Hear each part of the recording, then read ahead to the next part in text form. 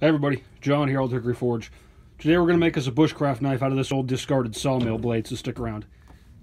This is going to be a simple stock removal project using this old antique sawmill blade. I think it's actually a crosscut saw blade. A buddy of mine who owns a sawmill told me with the teeth like this, it's probably a crosscut saw blade. But when you're using these, you want to look out because some of the newer ones actually have carbide teeth brazed onto a mild steel body, and that steel ain't no good. But if they're mono steel, they're most likely 1095, L6, or W1 tool steel, so they're good steel.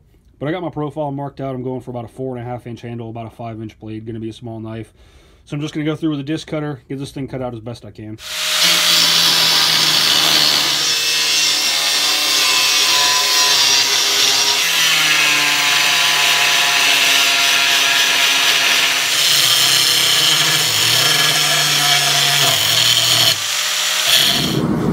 So I don't know if this steel has any kind of heat treat or temper on it already, but it was kind of a pain to cut with the disc cutter, so I'm going to go ahead and throw it in the forge, just soften it. It's also snowing here, which never happens in the south, so, the world has pretty much stopped turning, but there you go. While that's heating up, I went ahead and started working on my scales. This is some Brazilian hardwood flooring that I had laying around that I ripped out on the table saw. It's a wood called IPA, or Ipe, it's spelled IPE, but if you look it up, it's one of the hardest, toughest woods on the planet, basically. No bugs will eat it, it won't ever rot. It actually burns at the same rate as cinder block. It's very hard, very tough, very difficult to work with, but it makes a great choice for an outdoor knife because of its durability and such. Here's our blade blank out of the forge. Should be much softer, much easier to work now. So I'm going to take it over here to the 36 grit, get the profile roughed out, roughen the bevels, and start bringing this thing to its final shape.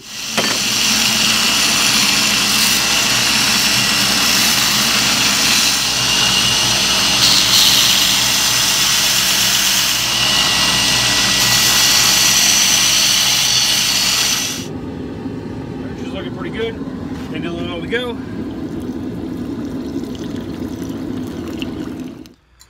So here she is. She hardened up really well. Skates a file real nice. So the next thing we'll do is just grind this scale off so we can see some true metal, and we'll temper this thing. So I'm going to do what's called a soft back draw to temper this knife, because I want the back to be softer than the edge so it's good and springy and resilient. So I've got the edge clamped up in the vise. The vise will act as a heat sink to prevent the heat from going down into the thinner steel of the edge. You could put a wet rag on there if you want to, but you really don't need to. So I'm just going to take my torch, heat up the spine to blue, and then take it out, cool it off, and then temper the edge to the brown color I'm looking for.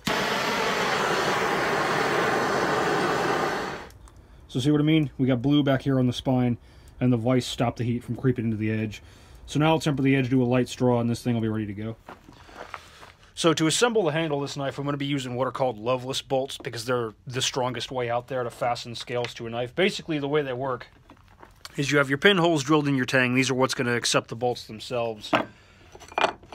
You have another hole, same size, drilled on one side of your scales, but on the side that's going to become the outside, you have a wider hole that's drilled partly through, which is going to accept the brass bolsters. So all you do, you just put them into your hole, gently seat them with a small hammer. And now you see whenever I go to assemble the knife, I can put my bolt through, bolt the scales to the knife, grind everything flush, and there's no way it's ever going to come off. Theoretically, you could assemble a knife without using epoxy with this method, but the epoxy is also going to waterproof the inside of the handle and everything, so I'm still going to use it.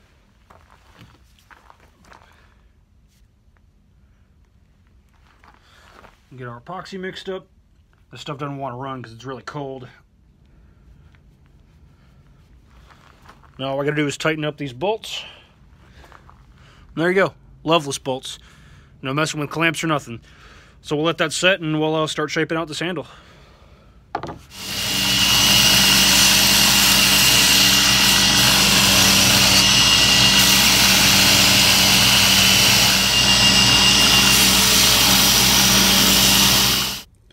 So here's the rough shaping on the handle. You see when you grind those loveless bolts down, you get these nice little fish eyes in here. Next thing I gotta do is hand sand this thing and get the exposed metal polished up. So I'm gonna get that done, then we'll sharpen this baby and she'll be ready to go.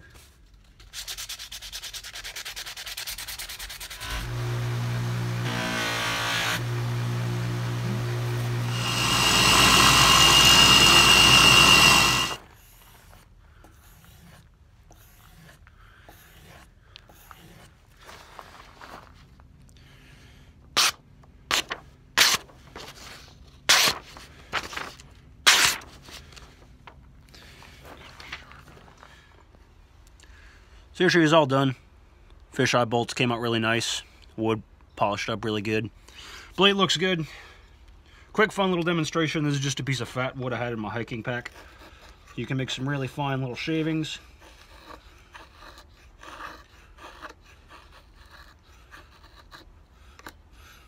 Make you up a little pile. And I took care to make the back spine of the knife really sharp, so you can take you a ferrocerium rod or fire steel, whichever you want to call it.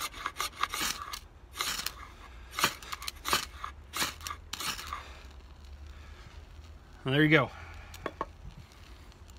If you can't start a fire with that, you probably got no business hanging out in the woods. But anyway, how cool is that? So there you go. One bushcraft knife made from an old sawmill blade. So as you all know, the channel is quickly approaching its first 100 subscribers, which is honestly better than I thought it was going to do. I didn't think that many people would just want to watch me mess around in my workshop. But anyway, so this knife is actually going to be given away to celebrate our first 100 subscribers. So if you want to win it, just comment on the video and be subscribed to the channel. Right now, I think we're at 87. I'm going to run it till we get to 100. As soon as we get 100, it's over. Then what I'll do is I'll take all the people who commented and assign them a number and throw them in a random number generator. And whoever wins it, I'll message you or email you or whatever, and we'll work out shipping. And it'll be cleaned up and touched up and polished and sharpened again before it's sent out. But there you go. So, like, subscribe, share, and whatnot. The faster we get to 100 subscribers, the faster our winner will be picked. So, if you want this thing, share the video with your friends. Hopefully, you'll get it soon. So, again, thanks for watching, and thanks for helping the channel grow. So, everybody take care.